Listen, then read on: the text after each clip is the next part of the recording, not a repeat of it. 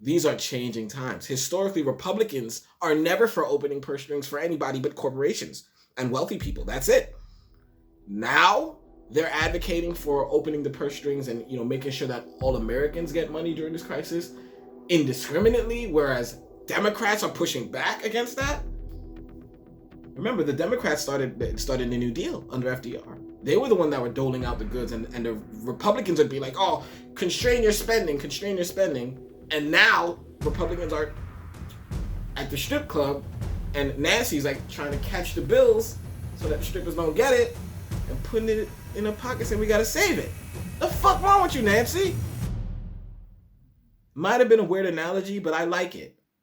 Take our black asses out of here. Won't you take our black asses out of here? Damn, I'm barely using the ring light, and there's a lot of natural light. Nature. All right, so let's do a little update on the primary.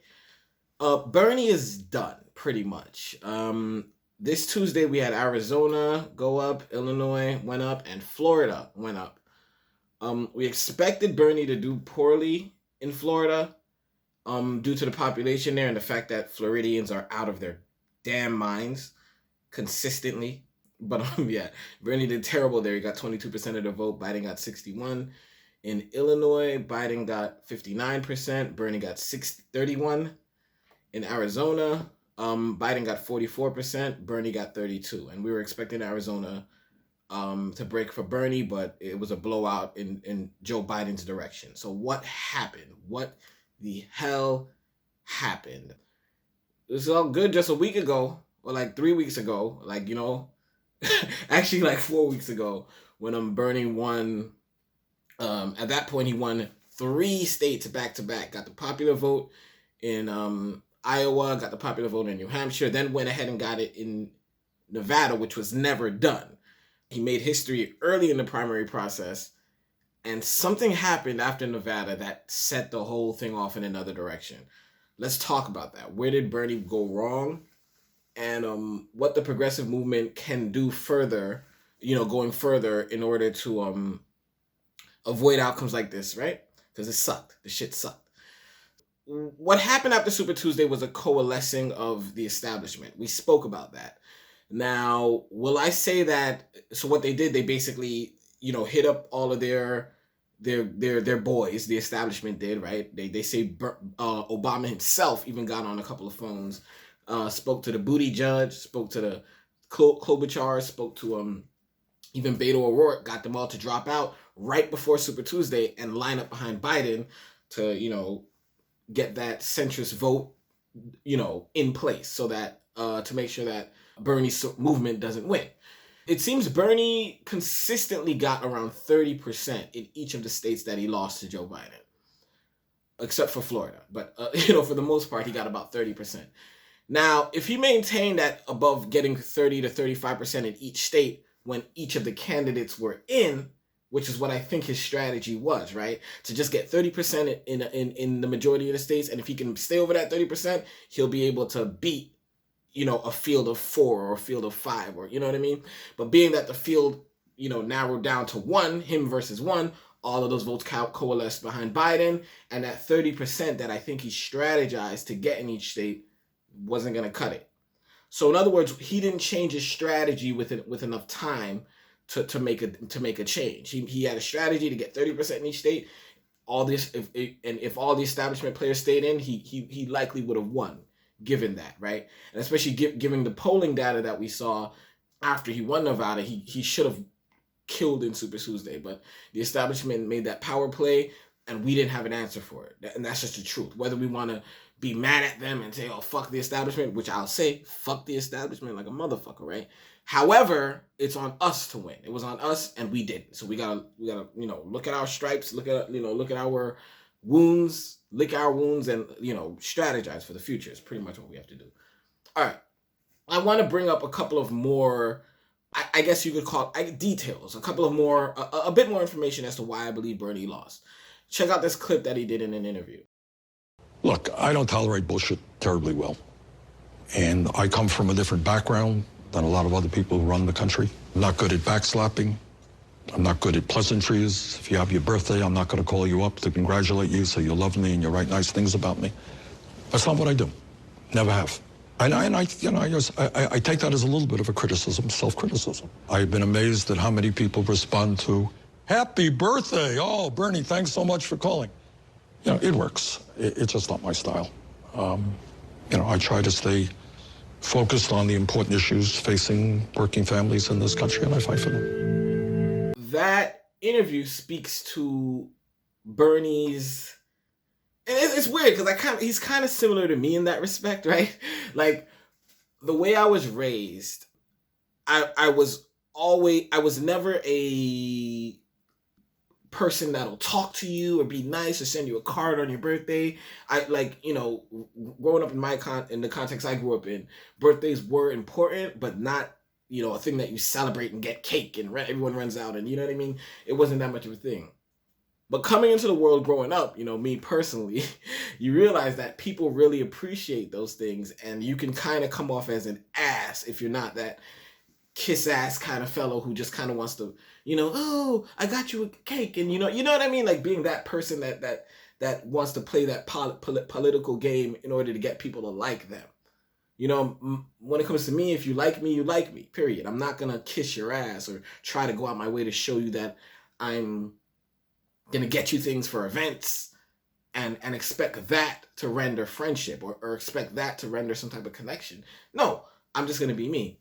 Bernie was just him. He's not going to kiss your ass. What he's going to do is appeal to the people directly and have them, join in that movement behind him. And he's not going to ingratiate himself to the system at large. He's not going to ingratiate himself to the establishment. Now, you would think that, and I would think, I'd hope that that's the way to be, right? You want to be anti-establishment. You're going to come in there and shake things up. You don't need their help. You need their help. And that's what this race also taught me. And I hope it's teaching progressives that are part of this movement all over the country. We need to have some type of in with the establishment if we want to really gain power. Because if you look at exit polling, and this is an important information also, most of the primary states that went, right, these Democratic primary states have a 60% favorability for Medicare for all.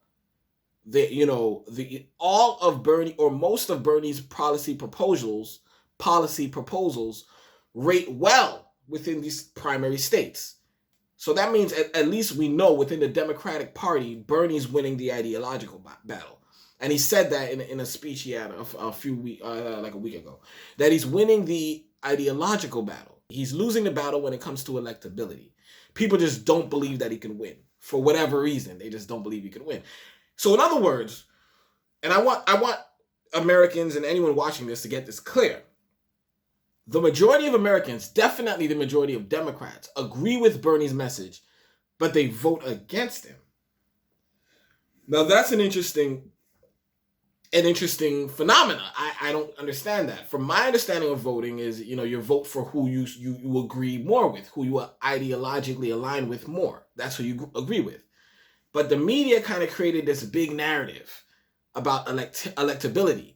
And if you look at electability, meaning that who's more suited to beat Donald Trump in the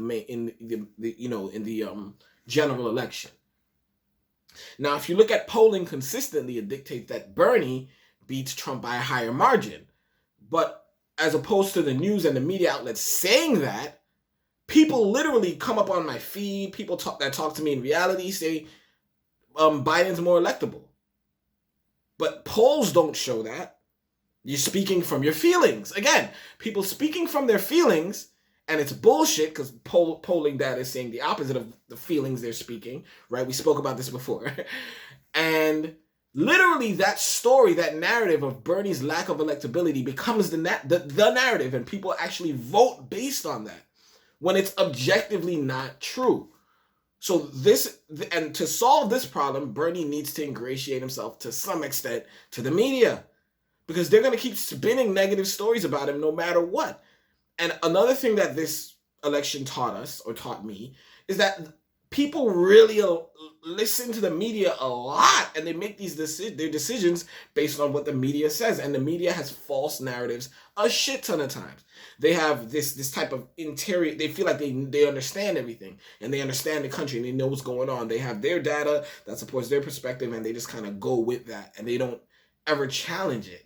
And no one ever really comes along to challenge these media paradigms and these things that are just assumed and thought to be true within the media. And then they tell everybody, and everybody receives it thinking it's true, and they're voting against their interests. Or not even that they're voting against their interests. They know their interests, and they're identifying the politician that aligns with those interests. However, due to something called electability, they're voting for the other candidate.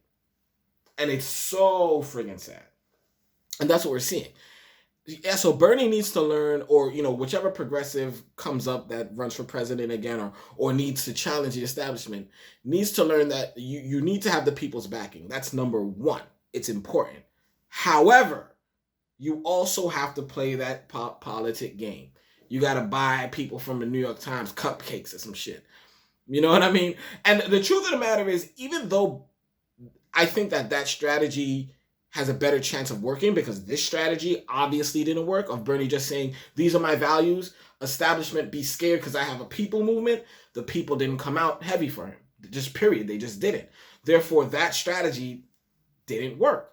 It just didn't work.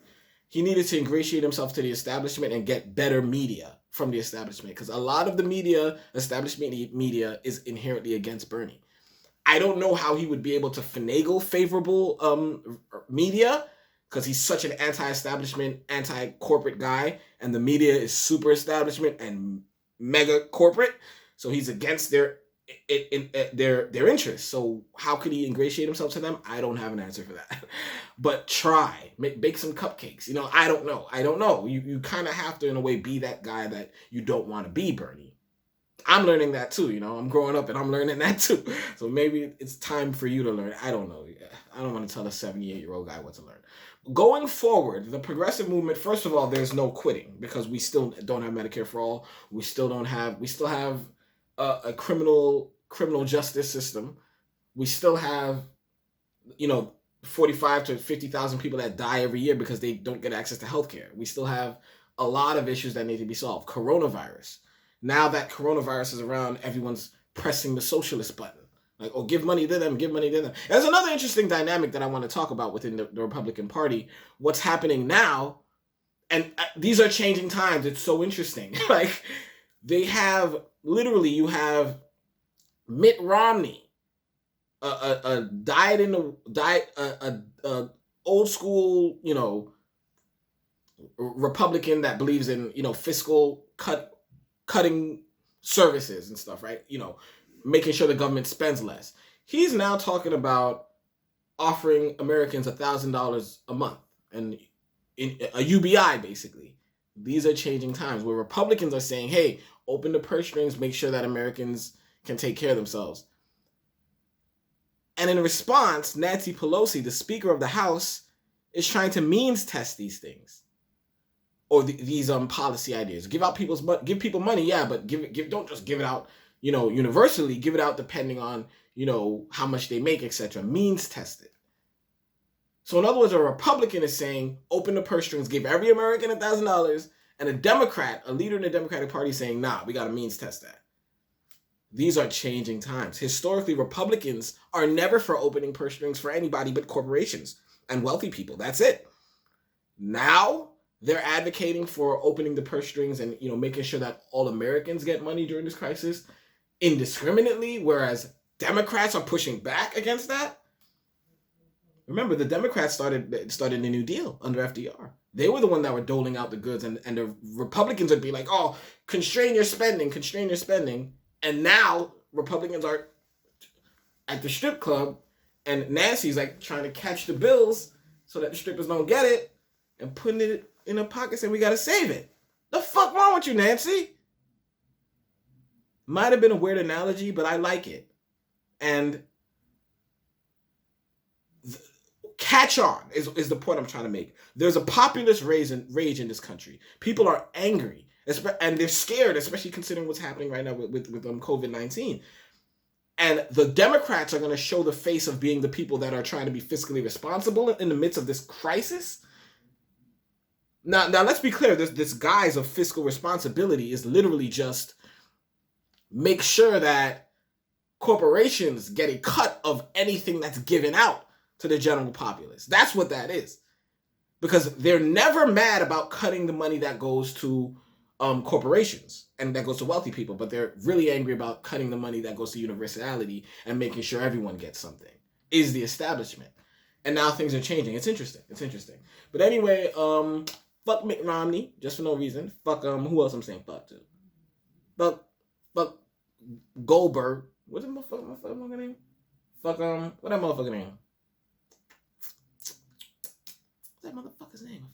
Won't you come save us, catch up and kill all these crackers? Lord, come save us, catch up and kill all these crackers. Lord, come save us, catch up and kill all these crackers. Lord, take our black asses.